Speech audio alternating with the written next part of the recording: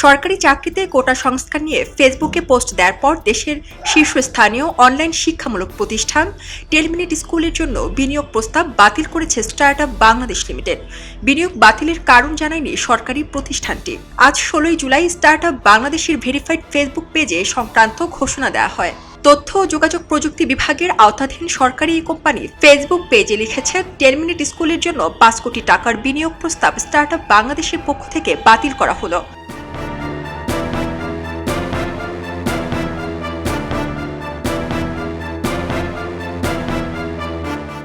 বিনিয়োগ বাতিলের এই ঘোষণা স্টার্টআপ বাংলাদেশের পোস্ট নিজের ভেরিফাইড ফেসবুকে জানিয়েছেন ডাক, টেলিযোগাযোগ ও তথ্য প্রযুক্তি প্রতিমন্ত্রী জুনায়েদ আহমেদ পলক আয়মান সাদিককে দুর্জন উল্লেখ করে বলেন, দুর্জন বিদ্বান হলেও পরিত্যাজ্য। বিনিয়োগ বাতিল প্রসঙ্গে স্টার্টআপ বাংলাদেশের কোম্পানিটির পক্ষ থেকে বলা হয়, চুক্তির শর্ত অনুযায়ী তারা এ ব্যাপারে কোনো ধরনের মন্তব্য করবে না।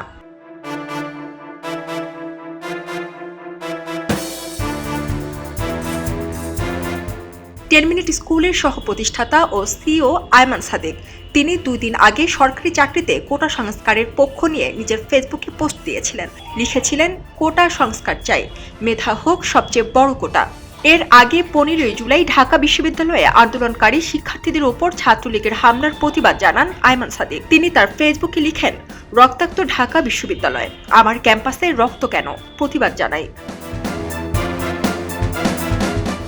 সোশ্যাল মিডিয়াতে 10 মিনিট স্কুলের বিনিয়োগ বাতিলের বিষয়টি নিয়ে বেশ সমালোচনা হচ্ছে। অনেকেই বলছেন, সাধারণ শিক্ষার্থীদের পক্ষে কথা বলার জন্যই আয়মান সাদিকের প্রতিষ্ঠানে বিনিয়োগ বন্ধ করেছে সরকারি এই প্রতিষ্ঠান। সারা জিরিন, খবরের কাগজ।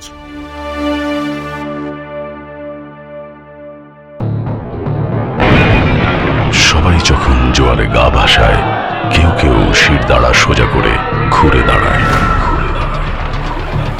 সময় যেখানে প্রতিনিয়ত হার মেনে নিতে শেখায়, কেউ কেউ চ্যালেঞ্জ ছুড়ে দেয়।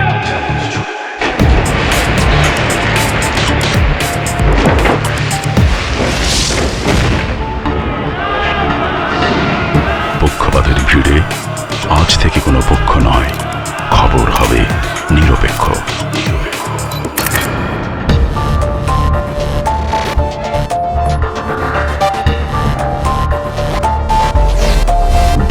তথ্যবাদ, খবর হবে নিখাত। ভেঙে গুজবের শিক, খবর হবে নির্ভীক। এলো মুক্ত চিন্তার স্বাধীন দৈনিক খবরের কাগজ। এখন খবর হবে নিখাত, নির্ভীক, নিরপেক্ষ।